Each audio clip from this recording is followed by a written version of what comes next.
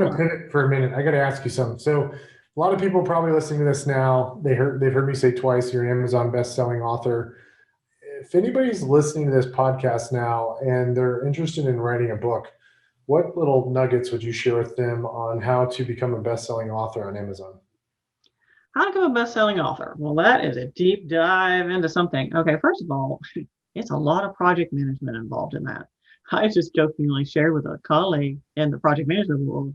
He said, "How's the book going?" I said, "Great, but the only reason he was a bestseller is because I'm a good project manager." I really do need to manage that process, and there is a process. I mean, being able to articulate it just the right amount of time in advance, being able to share that with your audience, being able to share that with the followers, having a presence, you know, knowing who the ideal audience is in the first place. I mean, there's a whole host of things that we need to keep in mind.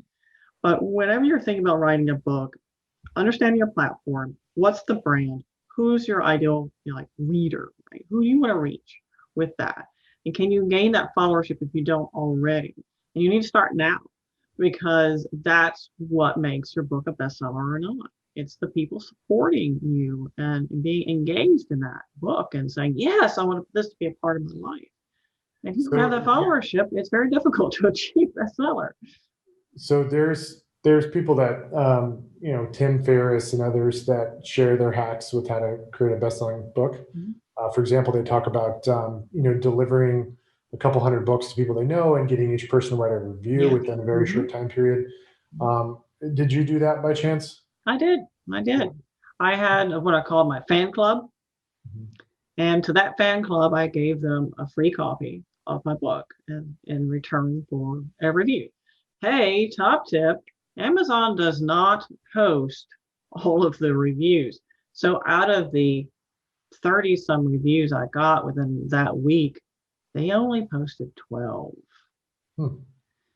Here's another thing. Don't get your mom, dad, boyfriend, husband, sister, brother on Amazon. Amazon, well, it's kind of like Google. They know everything about you. And if you share an address or maybe you ship something to someone from that address, they will exclude that review. Yeah. So what do you think are some of the other ingredients? So you did the review thing. What are some of the other things to improve your chances of becoming a best-selling author? Well, first of all, the followership I was mentioned before. And with those followers, you want to start warming them up a couple of weeks in advance, but don't inundate them. Inundation time comes when your book is launched. So your book's live, that's when you start inundating them. But warm them up, get them excited about it. Share maybe an excerpt with them, talk about some freebies, or I'm always a big proponent of giveaways or resources that you can give them. Get them excited. And then really hit them with the inundation that launch week and the week after, because you don't want to dry up right after launch day, right? And that's the thing. You'll be posting on social media 3-4 times a day. And one thing I did was I did a live book launch live on LinkedIn, Facebook, and YouTube the day of. And that was a big hit as well.